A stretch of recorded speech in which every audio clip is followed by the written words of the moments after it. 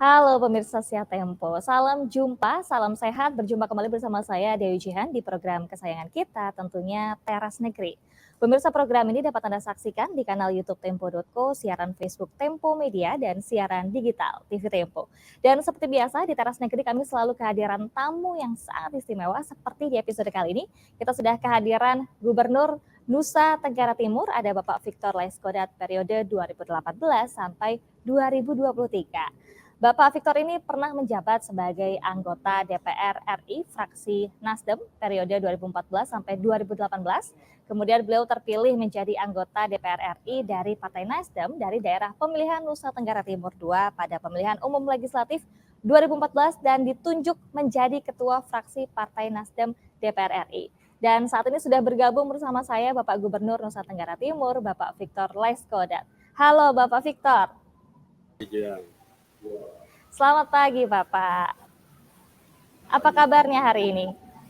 Baik, sehat selalu. Sehat selalu, alhamdulillah. Pak, itu bajunya keren banget yang dipakai hari ini tuh baju adat dari NTT atau bagaimana? Apa namanya tuh Pak? Ini dari Kabupaten Nageke. Namanya apa Pak? Ya, ini tenunan di sini dipanggil tenunan Nageke.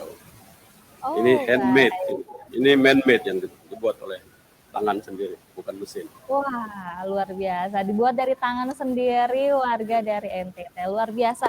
Baik, langsung saja kalau gitu kita akan mulai diskusinya, ngobrol-ngobrolnya dengan Bapak Gubernur NTT gitu ya. Pak, NTT sendiri ini kan memiliki berbagai wisata alam yang potensial. Kita kalau disebutin ada banyak banget nih. Juga budaya-budaya yang unik strategi seperti apa yang Bapak siapkan untuk mendongkrak begitu kunjungan pasca pandemi nanti di bidang pariwisata. Ya, kita mungkin semua tahu ya bahwa Nusa Tenggara Timur begitu eksotik, tapi lebih banyak orang kenal Labuan Bajo. Ya, Labuan Bajo karena salah satu binatang purba, itu one and only in the world, yang ada di Pulau Komodo, Pulau Rinca, dan Pulau Padar. Ini adalah satu-satunya binatang purba yang ada, dan itu membuat daya tarik tersendiri bagi wisatawan yang hadir di Nusa Tenggara Timur. Dan bukan itu saja, memang dalam kunjungan beberapa wisatawan yang hadir dan saya dampingi, termasuk Bapak Presiden Republik Indonesia, itu sangat terkesima dengan keindahan alam, khususnya di Labuan Bajo dan Taman Nasional Komodo. Itu hanya satu titik saja, Jihan. Orang mengenal NTT lewat Komodo dan mengenal Labuan Bajo. Tetapi hampir seluruh Nusa Tenggara Timur itu mempunyai atraksi-atraksi baik budaya maupun alam yang begitu indah, dan harusnya itu dapat menjadi kekuatan untuk daya tarik dan promosi. Ini perlu terus akan didorong oleh Pemprov Nusa Tenggara Timur untuk dikenal baik langsung bertatap muka dengan para investor, maupun kita bicara lewat media-media online untuk dapat dikenal, sehingga ke depan orang tahu bukan cuma di Labuan Bajo, tetapi orang mengenal nama Pulau Rote yang juga salah satu tempat yang terindah. Orang kenal Alor sebagai wisata bawah laut yang begitu menarik, dan juga gugusan pulau-pulau yang juga sangat indah. Kita mengenal Pulau Sabu yang di sana, kalau kita ke California ada Grand Canyon di sana, Sabu mempunyai Grand Canyon yang lebih indah, dan itu perlu kerja baik promosinya maupun kerja-kerja dari pemerintah untuk membangun infrastrukturnya, awareness-nya, dan akomodasi yang ada untuk ke depan. Bila orang kita promosinya berjalan baik, orang hadir di sana dan orang akan bisa merasa nyaman karena terlayani, hospitality-nya berjalan dengan baik. Baik, apakah termasuk dengan memanfaatkan ini Pak, media digital seperti sosial media misalnya? Pasti, itu tidak ada pilihan lain karena dunia sekarang menuju kepada digitalisasi yang sangat luar biasa. Tanpa digitalisasi, kita tidak mungkin bergerak agak cepat. Karena kita bersyukur seperti sekarang Nusa Tenggara Timur dikenal, dan hampir semua dunia orang mengenal pariwisata begitu lompatannya eksponensial, karena bantuan daripada telekomunikasi, khususnya dunia informasi yang hari ini. Apalagi generasi muda milenial hari ini beda dengan kami. Saya ini generasi kolonial. Generasi milenial hari ini mereka bangganya apabila mereka pergi di suatu tempat yang belum ada orang datang, mereka akan posting indahnya tempat ini. Itu zaman sekarang seperti itu. Karena itulah maka pariwisata sebagai kekuatan ekonomi yang eksponensial nantinya. Walaupun hari ini kita COVID dan akan menjadi pelambatan-pelambatan, bahkan ada yang stop. Tapi itu bukan akan menyebabkan pariwisata itu akan mati. Dia hanya berhenti sesaat. Setelah itu akan melompatan eksponensial akan datang sekali lagi. Baik, artinya optimis ya Pak, nanti setelah pandemi bisa akan kembali seperti semula atau bahkan bisa lebih hype lagi nih Pak. Menurut saya lompatan-lompatannya akan luar biasa Jihan ya, karena begini. Situasi sekarang semua orang akan stres di rumah. Betul. Orang akan menunggu dan banyak sekali di dunia ini kan orang kaya yang super kaya, mulai menengah sampai yang paling kaya raya itu dari 7 miliar manusia di dunia ini, ada 3 miliar manusia yang super kaya. Mulai dari menengah sampai dengan yang paling kaya. Itu ada 3 miliar manusia. Dari 3 miliar manusia itu, mereka akan stres luar biasa hari ini. Mereka akan pergi untuk kemanapun, termasuk wisatawan Nusantara kita. Kita juga mempunyai kekuatan pada wisatawan Nusantara kita. Tetapi kalau kita lihat, persentase kunjungan, maka wisatawan Nusantara kita lebih tertarik keluar dibandingkan di dalam negerinya sendiri. Karena itu kecintaan Indonesia terhadap eksotik daerahnya itu menurut saya belum sekuat di Jepang umpamanya. Kalau kita ke Jepang kita lihat antrian orang untuk menonton ataupun melihat wisata tempat-tempat wisata itu mayoritas orang Jepang. Nah, ini terbalik dengan kita. Kita tidak lagi, kita pergi keluar, kita tidak menikmati, kita tidak menjadi kekuatan market kita sendiri. Dan menurut saya gerakan Pak Menteri hari ini untuk mendorong agar Indonesia mencintai keindahan alamnya, keindahan budayanya, itu menjadi sebuah gerakan marketing yang hebat untuk kita kembali mencintai diri kita sendiri. Baik, luar biasa. Jadi memanfaatkan sebanyak mungkin peluang untuk mengoptimalkan pariwisata gitu. Baik, Pak, ke pertanyaan selanjutnya nih Pak, Pak Gub. Jadi pasca bencana alam gitu ya, NTT pernah terkena juga bencana alam. Bagaimana sih sebetulnya saat ini kondisi infrastrukturnya dan kira-kira apa yang akan Bapak siapkan ke depan untuk membangun infrastruktur di NTT supaya lebih maju lagi? Ya, memang ya, aksesibilitas itu adalah juga kunci untuk membangun pariwisata. Tidak mungkin kalau kita mau indah, dia begitu luar biasa, eksotik, pantainya indah, pantainya eksotik, budayanya hebat, tapi kalau aksesnya itu buruk, orang akan jenuh. Nah, karena itu sebelum bencana pun jalan-jalan yang ada menuju tempat-tempat wisata itu banyak yang rusak. Dan sekarang pembenahan program pemerintah, kami lakukan langkah-langkah yang sangat luar biasa untuk membangun kembali jalan-jalan yang rusak. Yang sekarang ini dari total 1.000 km itu diharapkan dalam 2 tahun ke depan. 1 tahun ke depan lagi sudah bisa selesai semuanya. Yang kedua, kita tahu bahwa kemarin NTT terkena badai seroja dan beberapa infrastruktur akan rusak dan telah diperbaiki hari ini dalam perbaikan oleh pemerintah pusat. Dan terima kasih kepada Presiden Joko Widodo dan Kementerian PUPR yang begitu sangat tanggap untuk menyelesaikan infrastruktur yang ada. Karena itu kita membutuhkan, karena percepatan-percepatan yang ada tidak mungkin kita lakukan hanya dengan jalan-jalan yang existing tanpa ada pelebaran, tanpa ada percepatan yang lain dengan jalan-jalan yang berkualitas yang lain. Baik. Pak, kemudian menyinggung soal perekonomian nih Pak. Kita memang tahu bahwa seluruh dari kita sama-sama sedang berjuang melawan pandemi ini dan semua sektor industri tentu terdampak begitu. Kira-kira strategi apa yang sudah Bapak rencanakan agar perekonomian dan industri tetap stabil begitu di NTT? Dan seperti apa juga perkembangan UMKM di sana sejauh ini dalam rangka sama-sama melawan pandemi COVID-19 itu sendiri Pak? Ya, ini pertanyaannya menarik. Jadi NTT itu indah, NTT itu eksotik, NTT itu mempunyai binatang purba satu-satunya di dunia, one and only in the world. Tapi kok miskin? Nah, itulah pertanyaannya. Jadi begitu, kenapa miskin? Kalau kita melanjutkan pertanyaan seperti itu, maka jawabannya satu. Karena kita lihat supply chains Nusa Tenggara Timur itu lebih banyak ke Pulau Jawa. Belanja provinsi ini ke Jawa Timur per tahun itu bisa nyampe 12 triliun. Ke Jakarta bisa 13 triliun. Itu menunjukkan bahwa supply chain-nya begitu tergantung dari luar. Sebuah daerah yang ketergantungannya sebegitu besar, dia tidak akan bertumbuh. Dia tidak akan menjadi daerah yang makmur. Dia itu akan menjadi backwash, membuat ekonominya tergerus. Dan itulah NTT hari ini. Karena itu kita harus bangun supply chain-nya.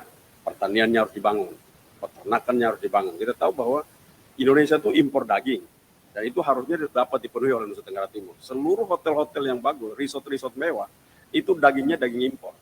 Harusnya kalau di NTT nanti itu sekarang dibangun resort-resort mewah, seperti Nihi. Itu per malam paling murah kita nginap 15 juta rupiah, paling murah, yang paling murah. Yang paling tinggi bisa 130 juta per malam. Dari mana dagingnya? Bagaimana? Itu datang dari luar. Harusnya itu ke depan itu menjadi kekuatan dari Nusa Tenggara Timur. Karena itu kami sedang mempersiapkan agar daging-daging dengan sapi yang bagus, sapi-sapi Wagyu, itu harus dimiliki oleh petani-peternak Nusa Tenggara Timur. Kami sedang memulai itu. Yang kedua, kita tahu bahwa ketergantungan Nusa Tenggara Timur dalam segala pasokan yang ada, telur ayam itu datang dari Surabaya. Kita harus punya sendiri. Daging ayam itu mayoritas masih datang dari luar. Nah, kalau rantai pasok ini semuanya datang dari luar, maka tidak akan mungkin Nusa Tenggara Timur yang indah, yang eksotik itu akan kaya karena dipasok dari luar. Nah, itulah menyebabkan sekarang kita mendorong. Contoh yang paling sederhana adalah untuk membeli pakan ternak, 1 tahun NTT harus beli pakan ternak ke Pulau Jawa itu 1,2 triliun rupiah. Untuk pakan ternak, pakan ayam maupun pakan babi. Itu menjadi sesuatu yang backwash dalam ekonomi. Jadi kita harus bangun sendiri, kita harus bangun pakan ternak, industri pakan ternak harus dibangun Nusa Tenggara Timur. Nah, karena itu menjadi gubernur dan bupati di Nusa Tenggara Timur, dia harus tahu data-data apa saja yang menggerus ekonominya, yang membuat dia harus beli keluar. Harusnya di dalam negeri, kenapa dibeli keluar? Paling gampang buat kita di NTT ini. Kami salah satu provinsi penghasil kopi, tetapi tidak ada di seluruh restoran dan hotel-hotel bintang 5 itu jual kopi asal NTT. Rata-rata kopinya itu kapal api, Nescafe. Nah, itu kan merugikan Nusa Tenggara Timur. Kemiskinan gara-gara kebijakan seperti itu membuat kemiskinannya makin bertambah dalam. Kopinya ada, tetapi tidak laku di negeri sendiri. Bahkan dijual orang hadir di Nusa Tenggara Timur untuk melakukan perdagangan kopi, komoditas yang begitu luar biasa strategis, dibeli dengan murah-murah, ditekan murah-murah. Dan itu harus ada kebijakan pemerintah. Kami telah melakukannya dengan program pemerintah pusat yang bagus itu adalah mencintai produk dalam negeri, dan kami juga menggerakkan dengan mencintai produk Nusa Tenggara Timur. Nah, kalau ini berjalan, maka UMKM yang kita cita-citakan sebagai pertumbuhan ekonomi real sebuah provinsi itu dapat digerakkan. Hari ini banyak mengeluh seperti ini. Oke, UMKM bagus, tetapi harganya tidak bersaing. Nah, karena itu saya bilang, kalau mencintai sesuatu, itu tidak perlu lihat harga. Nantinya setelah dia kuat, dia akan bersaing dengan baik. Kalau hari ini kita berharapkan pada market bebas, maka UMKM tidak akan bisa bersaing dengan market bebas. Harus ada kebijakan untuk memprotek mereka, sehingga mereka kuat nantinya, mereka mampu untuk bersaing, lalu kita lepaskan mereka ke market bebas. Tidak boleh dalam keadaan mereka masih terseok-seok, masih belum kuat, belum punya kemampuan apa, kita melepaskan. Ibarat bayi, begitu lahir kita suruh dia ayo berlari dengan pelari-pelari profesional, kan tidak mungkin. Dia harus dididik, dia harus dibina, dia harus dilatih, dia harus dikasih gizi yang baik. Setelah dia kuat, baru kita bawa dia pada medan-medan ataupun pertandingan-pertandingan yang wajar untuk kita dorong ke sana. Nah, itu juga sama pada UMKM. Jadi UMKM harus mampu diproteksi. Setelah proteksi datang dari mana? Datang dari pemerintah. Pemerintah melakukan proteksi pada UMKM, termasuk bagaimana kebijakan untuk produk-produk mereka dibeli, dinikmati oleh kelompok-kelompok yang ada di Nusa Tenggara Timur yang menamakan diri mereka kelompok elit. Itu harus menikmati produk-produk UMKM. Kira-kira seperti itu. Baik. Artinya begitu penting dan untuk mengoptimalkan potensi lokal ini menjadi sesuatu yang harus digencarkan begitu ya Pak, supaya tidak terjadi ketergantungan dengan wilayah lain. Nah, pertanyaannya Betul. kemudian kita juga ingin tahu nih Pak, komoditi-komoditi apa sih yang khas dari NTT itu sendiri yang mungkin sudah banyak dikenal maupun yang justru belum dikenal supaya kita semua tahu gitu, apa saja? Ya, pertama kami itu terkenal sekali kopi kami. Itu sangat terkenal. Yang kedua, kita punya vanili terbaik di dunia. Kita punya jambu bete yang salah satu terbesar di dunia. Dan itu diekspor ke India. Belum ada industri ada di sini. Kita harap ke depan industrinya akan ada di Nusa Tenggara Timur. Lalu Indonesia itu impor garam per tahun ini saja Indonesia impor 3,7 juta metrik ton garam, baik garam konsumsi maupun garam industri. Nah, Nusa Tenggara Timur adalah salah satu provinsi untuk penghasil garam dengan NaCl 95% ke atas. Kenapa kita tidak mampu untuk membuat garam industri? Karena membuat garam industri dia harus NaCl seminimal mungkin, dia harus di 95%. Nah, di daerah-daerah lain termasuk di Jawa Timur, Madura, itu persentase NaCl menuju 95% itu jarang. NaCl di Madura kadang-kadang 80%, 85%, itu jarang sampai pada 95 ke 97. Nah, di Nusa Tenggara Timur, hasil yang kami lakukan, majority produk garam kami 95% ke atas. Kenapa? Karena NTT itu jarang ada hujannya. Beda dengan Pulau Jawa, banyak hujan. Karena itu pencemaran air tawar menuju ke air laut itu sangat sedikit dan hampir tidak ada. Minim. 3 bulan hujan itu pun tidak sepanjang bulan itu hujan. Yang kedua, pencemaran daripada rumah tangga, industri rumah tangga tidak ada karena beda. Jumlah penduduknya sedikit dan itu tidak seperti Pulau Jawa yang kepadatannya luar biasa sehingga pencemaran lautnya luar biasa. Nah, itulah menyebabkan NTT mempunyai komoditas garam terbaik. Kita tahu saya telah bicara dengan Menteri Perindustrian dan Menteri Investasi dan Maritim, Bang Luhut, untuk melakukan langkah-langkah dan sekarang sudah oleh pemerintah untuk melakukan proteksi agar ke depan kita punya komoditi garam sendiri seperti tidak perlu impor lagi. Kenapa Jihan kita perlu sendiri? Garam itu bukan karena kita perlu impor lalu kita anggap impor saja. One day kalau orang tidak mau lagi impor, kita tidak boleh dikasih untuk impor, maka seluruh industri kita akan stop. Karena itu garam bukan semata-mata komoditas impor, itu adalah strategi kedaulatan negara, kedaulatan bangsa. Jadi komoditi yang membuat dampak yang luar biasa pada publik, maka harus dianggap sebagai komoditi kedaulatan bangsa.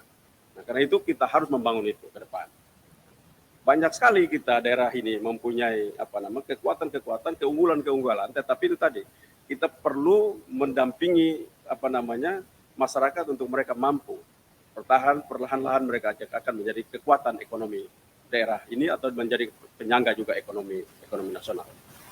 Baik, terima kasih sekali penjelasan Bapak Gubernur. Kita akan ngobrol lagi di segmen selanjutnya, tapi pemirsa jangan kemana-mana karena usaha jeda berikut kami masih akan segera kembali untuk Anda.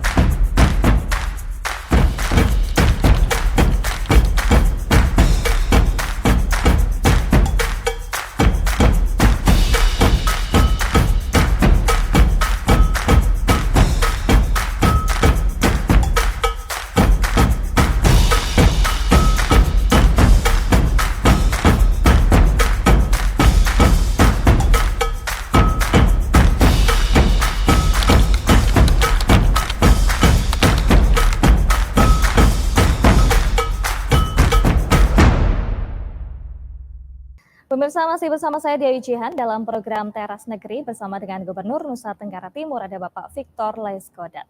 Pemirsa program ini dapat Anda saksikan di kanal YouTube Tempo.co, Facebook Tempo Media, dan siaran digital terestrial TV Tempo. Kita akan lanjutkan diskusinya dengan Bapak Victor, Bapak Gubernur Nusa Tenggara Timur. Bapak Victor. Yap. Baik, Bapak itu kalau boleh tahu di belakang itu background-nya itu sepertinya kalau saya boleh nebak adalah Pulau Padar, benar nggak Pak?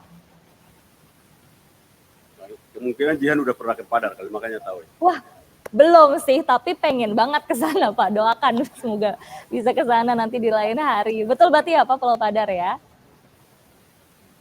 Luar biasa. Baik, Pak Gub, kita akan lanjutkan lagi ngobrolnya begitu ya. Tadi kita sudah ngobrol soal perekonomian, kemudian ada UMKM, ada komoditi juga begitu. Nah, saat ini saya akan tanya soal jika sudah terbuka peluang bisnis begitu ya, pastikan pemerintah kemudian berharap adanya investor-investor untuk pengembangan dari wilayah-wilayah begitu. Seperti apa sih strateginya? Kemudian kemudahan-kemudahan apa yang akan diberikan pemerintah untuk investasi di NTT sendiri? Ya, memang kita tahu bahwa Nusa Tenggara Timur membutuhkan investasi yang sangat banyak.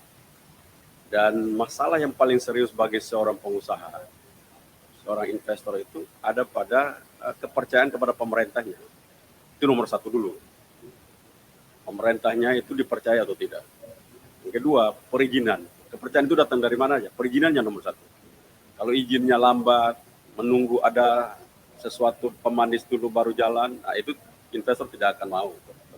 Di Nusa Tenggara Timur, perizinan kami saya minta untuk dilakukan percepatan yang luar biasa sehingga para investor tidak menunggu terlalu lama hal-hal yang berkaitan dengan perizinan yang dimaksud. Yang kedua, memang daerah Nusa Tenggara Timur, ya para investor akan sangat senang karena jarang dimiliki oleh daerah-daerah lain. Contohnya kami akan masuk, banyak sekali investor ini masuk terhadap budidaya kelautan, khususnya mutiara, rumput laut, dan sekarang sudah mulai start dengan lobster. Kita harapkan dalam desain yang saya lihat oleh para investor yang masuk di NTT, itu desain mereka akan sama seperti yang dimiliki oleh Vietnam. Nah, itu mereka akan terus masuk dan banyak sekali investor yang masuk dalam sektor kelautan. Itu harus kita dukung terus dan memberikan pelayanan-pelayanan yang baik sehingga mereka tidak terkendala pada masalah-masalah seperti itu. Yang kedua, untuk akomodasi, kita tahu bahwa Pulau Sumba, walaupun saat ini terjadi pandemi, tetapi banyak sekali investor besar yang masuk di Pulau Sumba hari ini. Jadi hampir di seluruh pantai hari ini, khususnya Sumba Barat, Sumba Timur, pembangunan resort bintang 5 terus berjalan. Di Pulau Rote juga sama. Jadi Nusa Tenggara Timur itu untuk para investor pada akomodasi, perhotelan dan resort kelas bintang 5 itu terus berjalan sampai ini. Kemarin saya baru saja meletakkan batu pertama pada pembangunan resort dan hotel bintang 5 di Labuan Bajo, terus berjalan. Ada beberapa teman yang telah menelpon untuk minta untuk meletakkan batu pertama, mereka serius, dan saya bilang kalau satu letakkan batu pertama tidak boleh lama hotel itu berdiri, karena kalau berdiri kita cabut lagi izinnya. Karena itu begitu percepatan dilakukan. Jadi Pulau Sumba, Pulau Rote hari ini dua tempat yang tidak perlu diintervensi oleh pemerintah, tetapi biar tumbuh sendiri. Karena para investor udah paham betul, mungkin saja karena ada NIHI di sana. Mungkin itu menjadi kekuatan sehingga banyak sekali investor dari luar, dari Amerika, dari Eropa sekarang ini mereka melakukan investasi mereka besar-besaran di Pulau Sumba dan Pulau Rote hari ini. Kenapa Rote? Karena Rote juga dikenal oleh banyak kalangan di luar, dan hari ini saya pun kaget sebagai orang NTT datang menjadi gubernur, saya melihat Rote itu tidak lagi seperti di Kupang. Kita melihat Rote seperti sebuah daerah yang ada di luar negeri, dan itu menjadi kekuatan yang hebat. Jangan sekali-sekali mampir di Rote, di Sumba, jangan ke ini. Nusa Tenggara Timur begitu. Satu pulau lagi yang menurut saya kalau ke depan, kalau itu bisa dilihat langsung oleh para investor-investor besar, itu Pulau Sabu dengan kelaba majanya. Ya, kelaba majanya itu indah sekali. Batu-batu berwarna-warni seperti di Grand Canyon. Kalau Dian pernah ke Grand Canyon, itu modelnya hampir sama seperti itu, tapi bedanya kami mempunyai pasir putih di bawahnya, laut yang sangat jernih, dan itu tidak dimiliki di Grand Canyon. Dan kita pikir banyak keindahan-keindahan hebat dan para investor hari ini mereka bersemangat sekali. Nah, tanggung jawab pemerintah adalah bagaimana begitu mereka ada di Nusa Tenggara Timur, mereka harus nyaman. Termasuk bagaimana tanah-tanah itu tidak lagi double, ada 2 sertifikat, ada keributan-keributan sosial. Itu tanggung jawab pemerintah, sehingga mereka akan nyaman untuk berinvestasi di sana. Tidak lagi diperas, jadi mau izinnya keluar harus segini dulu, kalau nggak ada. Itu orang tidak akan percaya pemerintahnya. Tapi kalau perizinannya lancar, hubungan derat, kita datang bertanya apa problemnya. Karena saya beberapa kali investor yang mengalami problem sedikit, telepon saya datang ke tempatnya, saya periksa, oke, kita telepon pemerintah pusat, kalau mau berkaitan kewenangan pemerintah pusat. Kalau ada di kabupaten, kita telepon kabupaten, bupatinya kita percepat. Nah, langkah-langkah seperti itulah yang akan membuat para investor, mereka akan bicara satu sama lain, teman-temannya, bahwa di sini tempatnya sekarang, pimpinan bupatinya bagus, gubernurnya bagus, presidennya hebat. Nah, itu akan membuat orang tertarik, karena orang akan datang karena alasan-alasan kepercayaan pada pemerintah. Baik, mudah-mudahan dengan segala upaya tersebut para investor ini bisa cepat datangnya dan semakin tinggi tingkat kepercayaannya begitu ya Pak Gub ya. Amin. Nah Pak Gub, saya akan berpindah nih tema ke tentang pendidikan. Nah untuk memajukan generasi penerus saat ini, kira-kira langkah apa sih yang dilakukan oleh pemerintah daerah terkait pendidikan? Karena kita sama-sama tahu bahwa selama pandemi ini anak-anak kan bersekolah PJJ ya, pendidikan jarak jauh, kemudian online. Kira-kira bagaimana sih dukungan dari pemerintah sendiri, Pak? Ya, memang kita bicara tentang pendidikan itu kunci dari semuanya. Jadi, kalau pendidikan yang bagus membuat manusianya itu cerdas. Manusia yang cerdas, dia akan melakukan langkah-langkah inovasi-inovasi untuk kepentingan dirinya sendiri dan manusia lain. Jadi, karena itu kami Nusa Tenggara Timur, saya lihat bahwa persoalan paling besar adalah bagaimana skillnya sangat rendah. Kita tahu bahwa itu kemiskinan itu terjadi karena penjumlahan antara orang bodoh dan orang malas. Itulah makanya miskin. Untuk itu, untuk menyelesaikan itu, kita harus mendorong agar pelatihan-pelatihan lembaga-lembaga vokasional itu mampu untuk kita dorong di Nusa Tenggara Timur. Kita melakukan pelatihan. Contoh paling sederhana, di NTT akan bangun banyak resort bintang 5, tetapi pekerja-pekerja yang skill dasar saja itu datang dari Pulau Jawa. Nah, itu kan sayang sekali. Bukan berarti kita membenci teman-teman dari Pulau Jawa, tidak. Tapi itu kan harus bisa diisi oleh anak-anak Nusa Tenggara Timur. Yang skill dasar saja. Untuk memasang tehel, memasang lantai, itu masang kaca, itu tidak dimiliki oleh Nusa Tenggara Timur. Nah, karena itu pelatihan kita harapkan. Pendidikan kemana? Pendidikan yang mengarah kepada keahlian, vokasional. Sehingga mereka mampu untuk setelah sekolah mereka langsung mandiri. Mereka punya keahlian sendiri untuk mereka mampu bisa hidup sendiri. Itu tanggung jawab kita, pemerintah. Nah, karena itu bagaimana kita mendorong itu agar pelatihan-pelatihan ini terus berjalan. Pelatihan-pelatihan untuk mereka bisa menjadi chef yang bagus. Nusa Tenggara Timur orang tidak tertarik menjadi chef. Mungkin karena dia lihat ibunya tukang masak tuh di situ menjadi masalah. Padahal chef di NTT itu, seorang chef itu mahal sekali. Dan itu jarang sekali kita dapat orang NTT menjadi chef. Karena itu kita sedang mendorong mereka untuk melatih menjadi chef. Kita mendorong mereka untuk menjadi pekerja-pekerja pariwisata yang baik. Kita mendesain untuk mereka sekolah-sekolah pariwisata. Itu kita menyatukan langsung dengan program-program pemerintah. SMK pertanian harus menyatukan dengan program-program pertanian pemerintah. SMK peternakan di situ. Dah itu kita harapkan ke depan menjadi satu kesatuan gerak untuk menyelamatkan anak-anak yang sekarang yang nantinya tamat untuk pengangguran.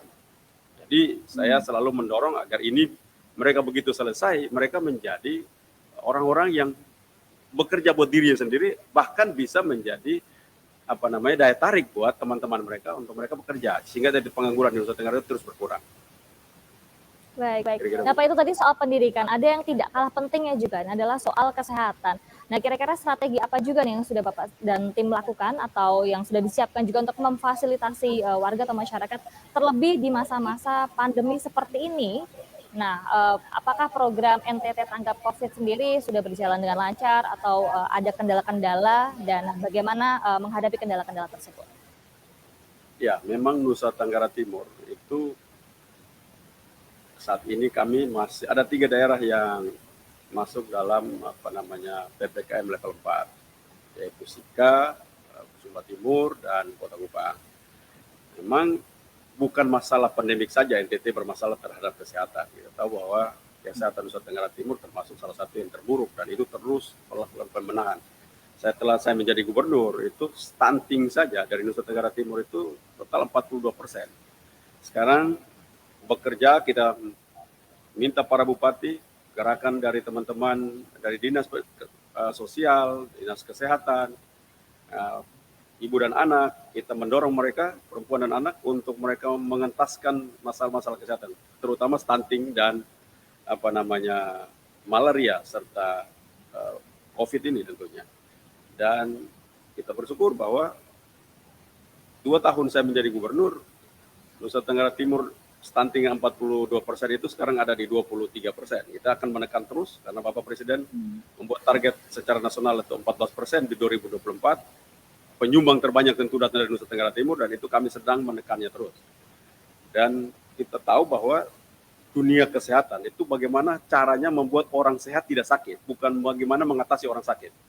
Jadi cara berpikir orang sehat adalah bagaimana mengatur agar yang sehat tidak boleh sakit lagi. Jadi anggaran pemerintah itu harus menuju ke situ, mengatur agar yang sehat-sehat tidak boleh sakit lagi. Lalu kalau dia sakit, maka disiapkan fasilitas oleh negara untuk mereka bisa diobati. Tapi kalau mereka ternyata tidak terobati dan mereka dipanggil, dicintai oleh Yang Maha Kuasa, maka itu innalillahi wa inna ilaihi rajiun, itu kita memberikan kepada kehendak Sang Allah. Nah, itu bukan tanggung jawab kita. Jadi itu sebenarnya seperti itu. Nah, karena itu tugas negara yang diwakili oleh presiden, menteri, gubernur, bupati, wali kota, itu adalah bagaimana mendesain, khususnya saya sebagai gubernur NTT, mendesain agar masyarakat Nusa Tenggara Timur yang sehat tidak boleh sakit. 1, sanitasinya buruk. Kita Nusa Tenggara Timur masih ada yang BAB-nya masih di luar. Beberapa kabupaten masih bertahan. Kemarin saya menandatangani sebuah penghargaan kepada sebuah kabupaten karena salah satu kabupaten yang sudah tidak buang air besar sembarangan lagi. Itu perlu ada sebuah sosialisasi terus-menerus. Itulah harus dilakukan. Nah, ini juga akan menyangkut kepada pariwisata yang tadi kita bicarakan itu. Karena budayanya akan membuat orang lain akan kaget untuk melihat kita masih seperti itu. Ini langkah-langkah yang dilakukan oleh pemerintah dan terus lakukan. Sanitasinya harus baik, air bersihnya mereka harus disiapkan, sehingga mengurangi dari cacing yang ada dalam konsumsi mereka sehari-hari. Dan bagaimana mereka bisa mengkonsumsi protein yang cukup, kita maka menyiapkan agar peternakan kita, khususnya telur ayam, kelor yang hari ini kita siapkan menjadi sebuah pohon yang disebut pohon ajaib dunia. Itu sangat banyak di Nusa Tenggara Timur, belum dikonsumsi dengan baik, dan kita sedang mendorong untuk orang punya kebiasaan. Pohon moringa adalah salah satu disebut dengan pohon ajaib. Tetapi di Nusa Tenggara Timur karena sayur ini dimakan oleh orang miskin. Biasanya kami orang miskin, ibu saya selalu kasih sayur ini. Maka kami anggap sebagai orang miskin lah yang makan sayur kelor, disebut moringa, tri. Jadi inilah menyebabkan perspektif untuk itu pemerintah harus terus-menerus melakukan sosialisasi agar mereka bisa melakukan konsumsi terhadap makanan-makanan berprotein yang sudah ada di tempat mereka tanpa harus untuk berbeli keluar gitu loh. Jadi ini memang pekerjaan pemerintah yang sangat berat karena ini mindset, ini perspektif yang keliru yang terus harus dirubah. Baik. Terima kasih penjelasannya Pak Gub, dan seperti biasa kita masih akan melanjutkan lagi perbincangan di segmen selanjutnya. Pemirsa jangan kemana-mana, tetap bersama kami di Teras Negeri.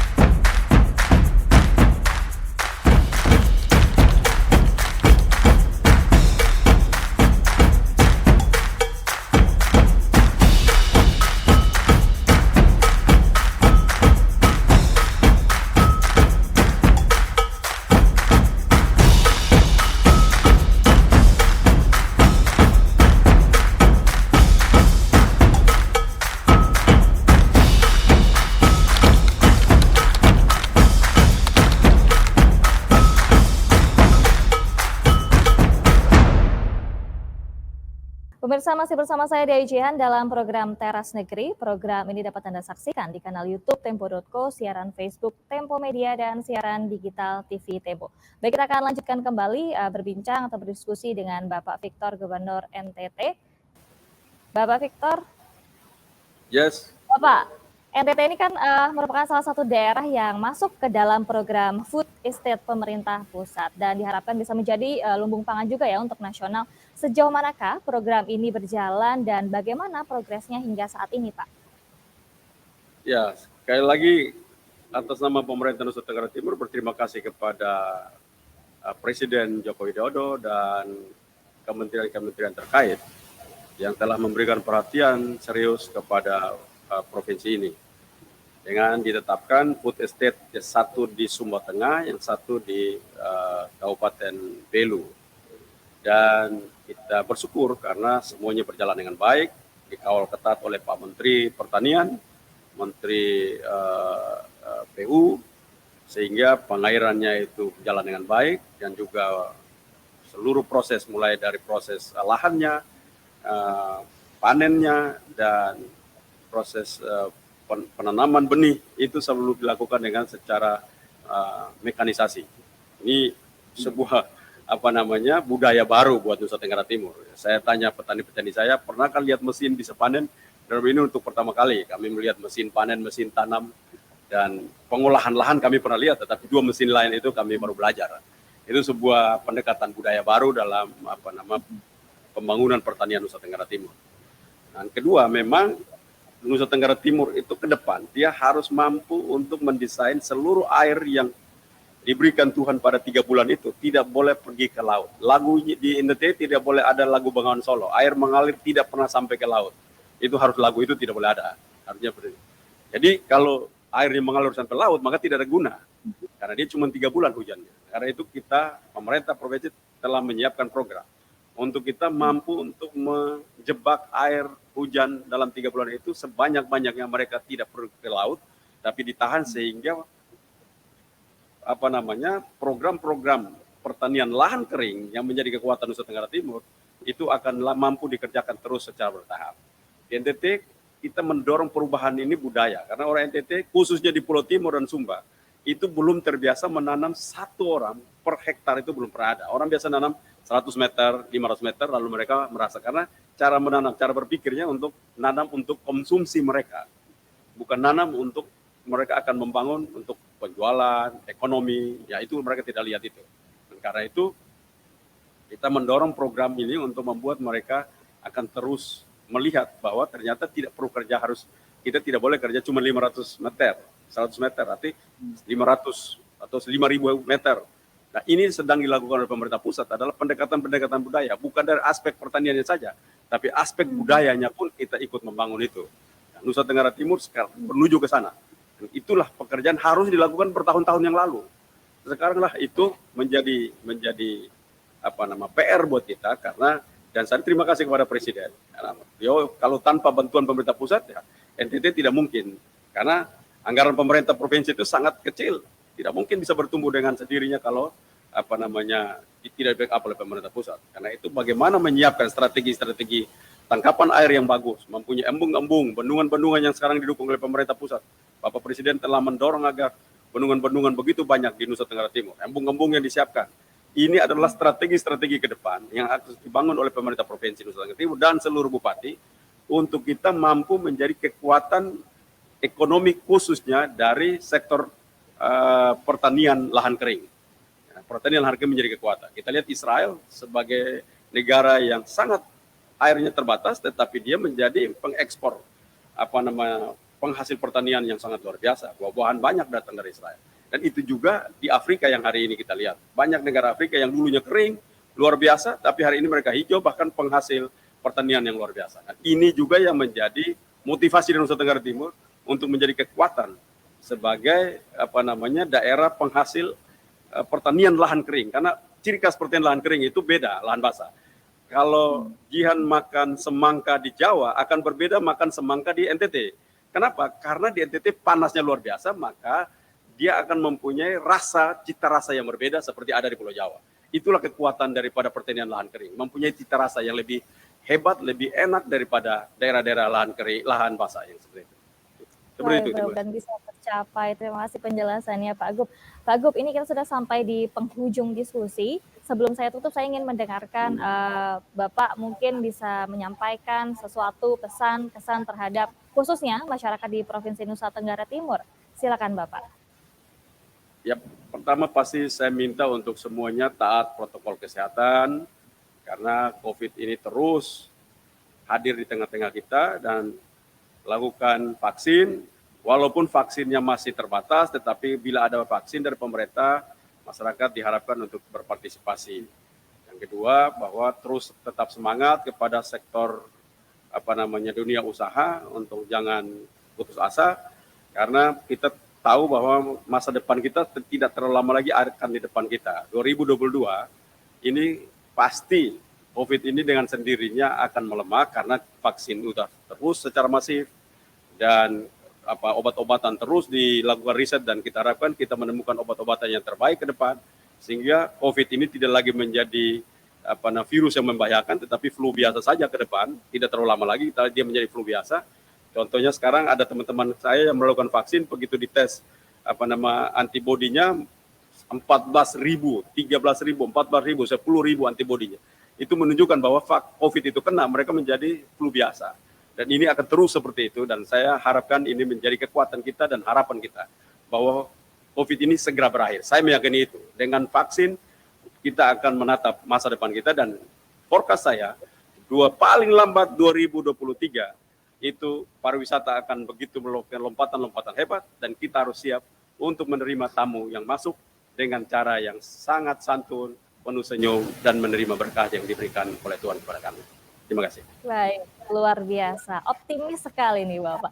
Terima kasih sekali kami ucapkan kepada Bapak Gubernur Nusa Tenggara Timur, Victor Laiskodat, atas waktu yang diberikan. Semoga kita bisa berjumpa lagi di kesempatan lainnya. Semoga juga Jihan kapan-kapan bisa berkunjung kembali ke Nusa Tenggara Timur, Pak. Amin. Dan pemirsa, terima kasih sekali sudah menyaksikan program kami Teras Negeri. Akhir kata saya Dewi Jihan beserta dengan kerabat kru yang bertugas pamit undur diri. Selamat siang, sampai jumpa.